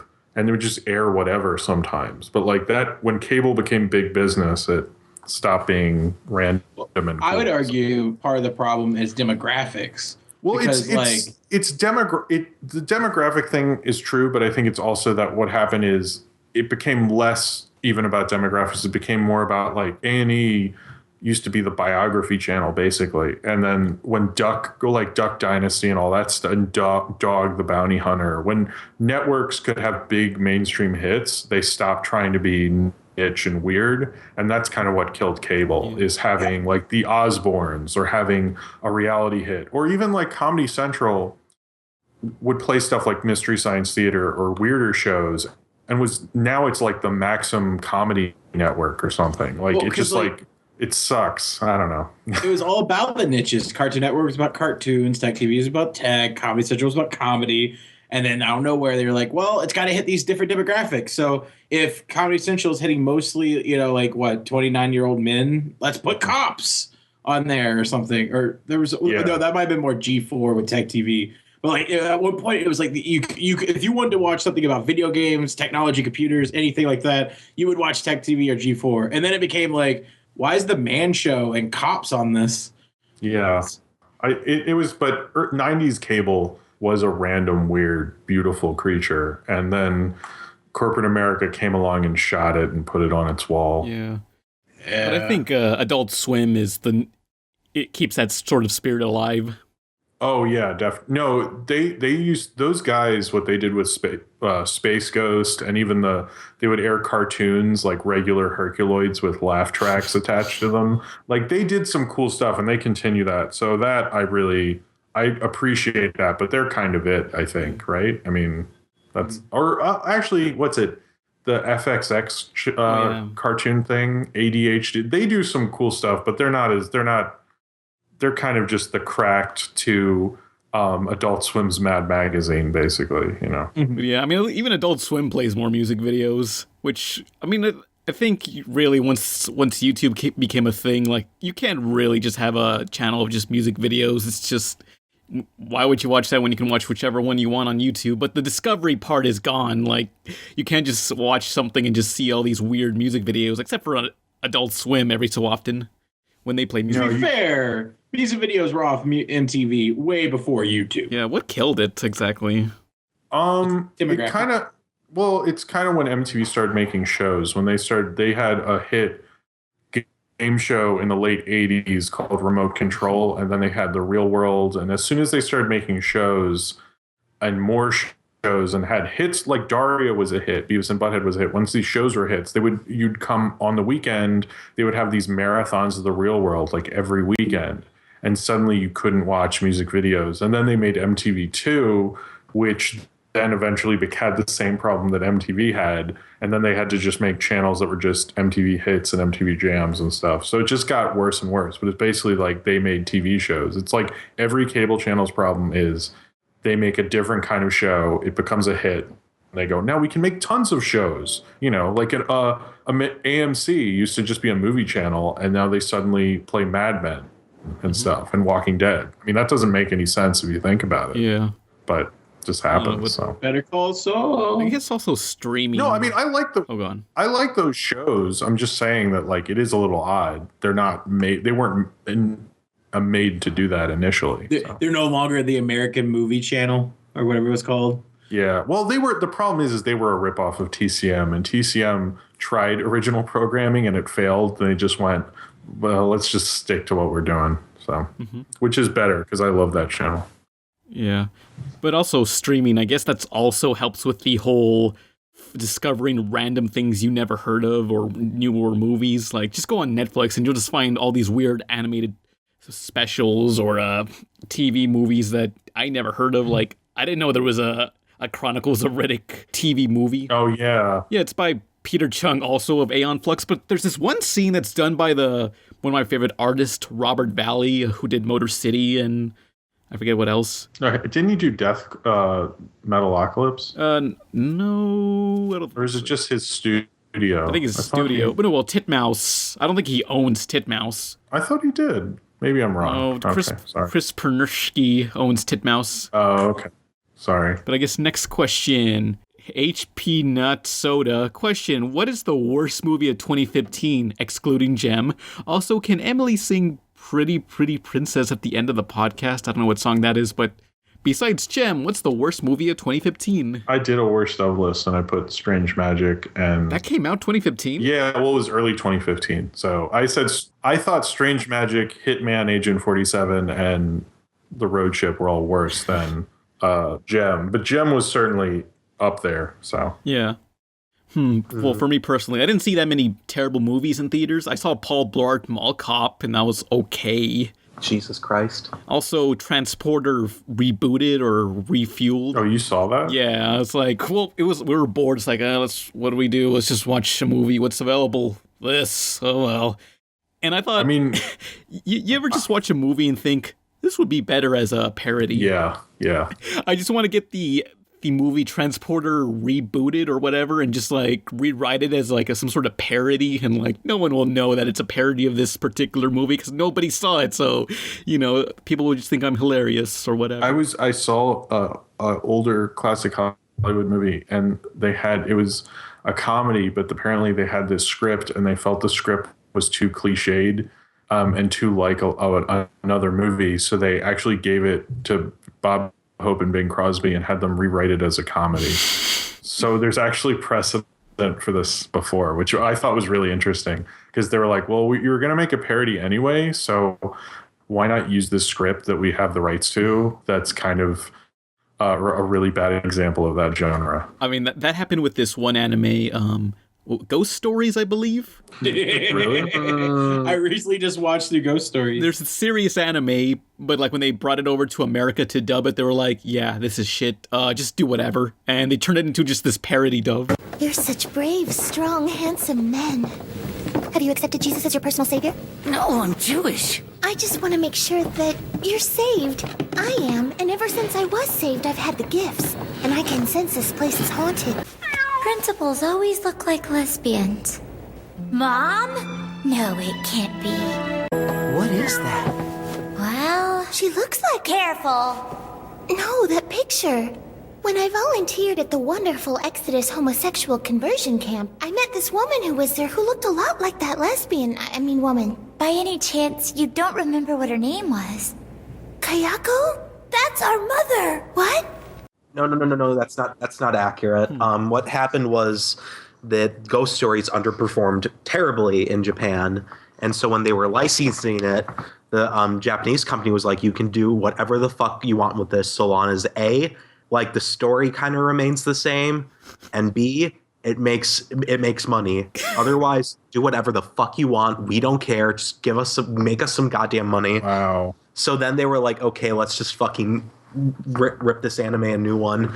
And so they did, and it was probably one of the funniest dub jobs ever. Oh, just like one of my favorite gags is they turned like one of the girls into like a very hardcore Christian. Like there's a part where she gets like scared and like it goes out of nowhere. Like she's like, just talking normally. And then, did you accept Jesus Christ as your Lord and Savior? And like, then there's not even enough mouth movements, but it was just like me and my friend were watching it and we're not expecting it whatsoever. No, but then the other kid's like, no, I'm Jewish. There's actually two examples of that happened before. One is Woody Allen made a movie early on called What's Up, Tiger Lily? And he took a kung fu movie and redubbed it to be like a parody. But then there's also, that movie that came out called Dougal? Oh, God. You remember that? I have that. Yeah, okay. DVD. So it's based on a show called The Magic Roundabout, which is a British show. But basically what they did is I think they took a French or Italian show and this comedian dubbed over it. And he didn't know what the show was about in the other language. He just made it his own show through a dub. And so that's how it became popular. This guy taking footage and dubbing it over. Yeah. Dougal. I know this is unrelated to the... go ahead, you're talking about Dougal. Okay, well, I got that DVD, but you know who wrote the script to the dubbed version of Dougal? The joke dub? Butch Hartman, creator of Very Odd Parents. Yeah, but like I watched the movie and it's pretty much nothing but pop culture references. Like they're just referencing like The Matrix or whatever was popular at the time, and the movie's just terrible. But I found out that speaking of movies that were dubbed or changed, I always thought Milo and Otis, I think it's what's called, the movie with like the cat and the pug and the cat. I think so. Yeah. Yeah. Apparently that's a Japanese film. Yeah, it is. Do you know about the production of that? I mean, I know that like it doesn't have that little like no animals were harmed in the making of this one. Oh no, like it was basically like an animal slaughter. Like most of those kits and puppies died. What? Oh. Yeah, they like killed a lot of dogs and cats to make that. Oh, those those Gone Home movies or whatever. No, just Milo and Otis. I've heard about that for a long time.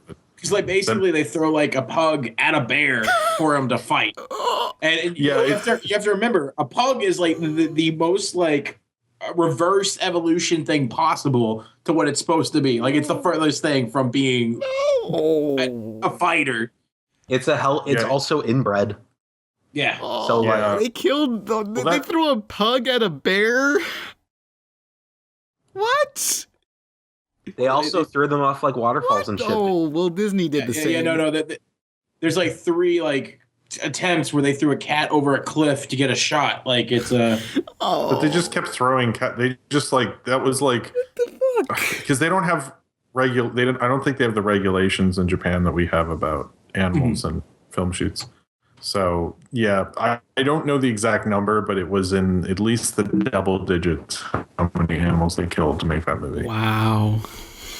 I mean, it's kind of like what Disney did in their documentaries in the 50s about lemmings. There was this one documentary where they're showing lemmings just running off a cliff, and they were saying that lemmings very often do this, just run off a cliff and kill themselves if if the leader is running down a cliff, they're all gonna do it. But it was a lie, because turns out that they were just chasing these lemmings and forcing them off the cliff. And that just created this whole stereotype about lemmings, and the entire video game franchise of Lemmings owes its entire existence to this one Disney documentary. Oh my god. Yeah, because they made a lot of Disney nature documentaries back in the day. I want to believe that was Disney being like, all right, we're going to make up this false fact, sell it as real, and then when people start making franchise stuff out of it, like a video game series, we can sue the pants off them, tell them it's not real. No, they're not as evil as Big Tobacco. Come on. Okay, all right. Fair enough. Are you sure? Well, I mean, that could I don't happen. know, but I have a side project where I want to animate Mickey Mouse, but using the voice from Mr. Krabs from SpongeBob. And it's just something along the lines of like, I don't care about their feelings. I care about their money. wow. I think you will get sued, but have fun with that. Speaking of weird trademarks, you know how Frankenstein is in the public domain, right? Yeah. Well, the part about Frankenstein having those bolts in his neck, that's actually trademarked by Universal. Oh, you want to hear a weird? Have you ever seen The Bride of Frankenstein? So there isn't a sequel book to Frankenstein. So at the beginning of The Bride of Frankenstein, they have Mary Shelley hang out with her husband and Lord Byron asks her, "I know you didn't write a sequel book, but if you were, what would it be like?" And then the preceding movie is her telling what her sequel would be. So it looks like Mary Shelley came up with the idea of Bride of Frankenstein. I'm serious. Wow. I mean, it's a good movie, but it is kind of like, wow, you guys just like didn't give a shit in the 30s. They were just like, let's just make it look like she wrote it. It's like hilarious. Good enough.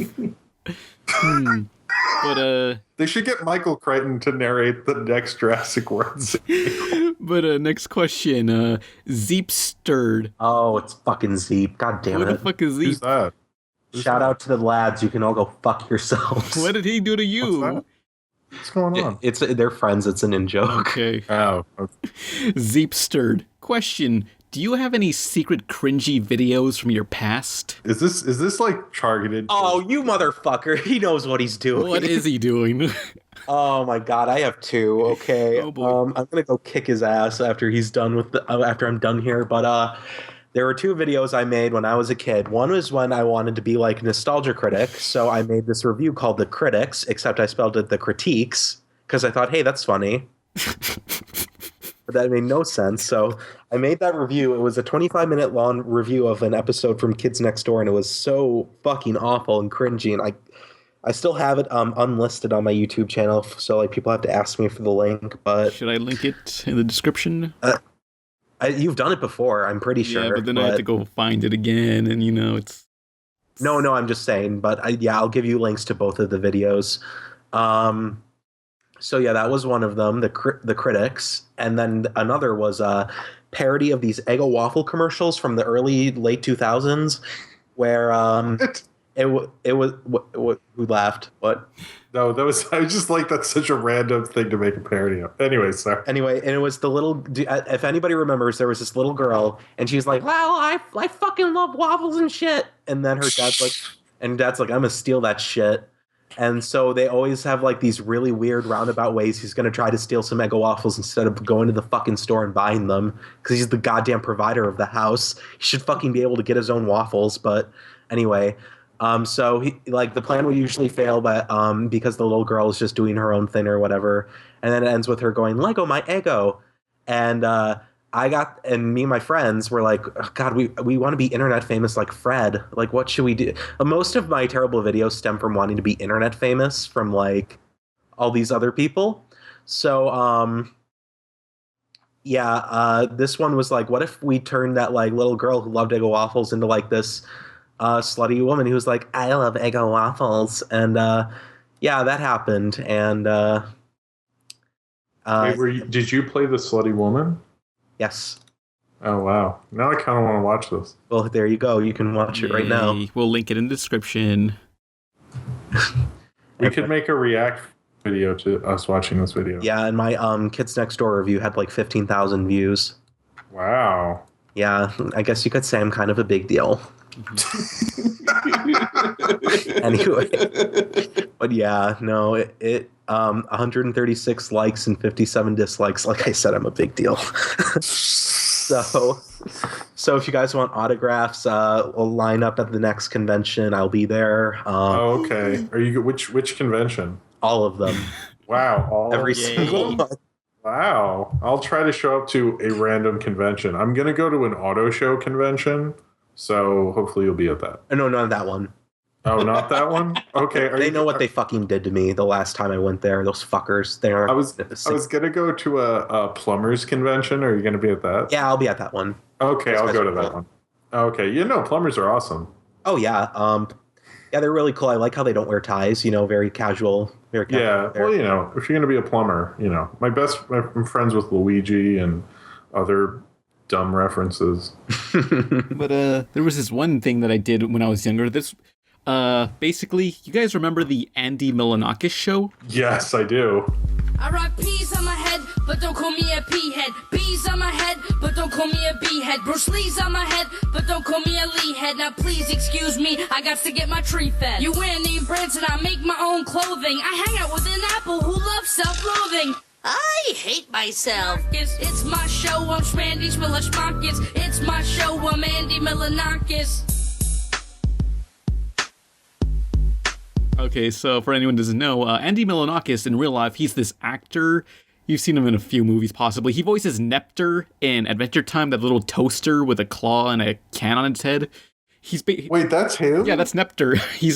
That's him. I didn't know that. That's crazy. Oh, wow. So, okay, sorry. Andy Milonakis, in real life, he's actually like a 40-year-old man, but he has that Webster's disease where he looks like a little kid. That's not part of his act. He really is that.